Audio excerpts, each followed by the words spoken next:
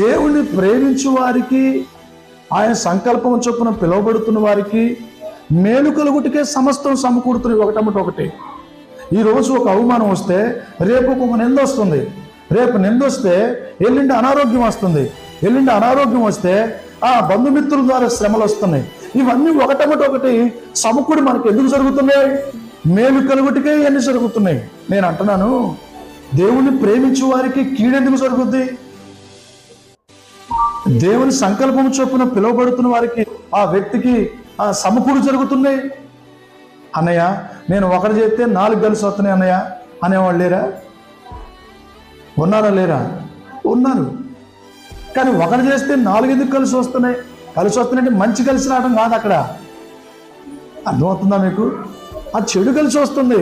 నాకెందుకు ఇన్ని అనారోగ్య పరిస్థితులు, నాకెందుకు ఇన్ని శోధనలు అని చెప్పి అనుకుంటున్నావు.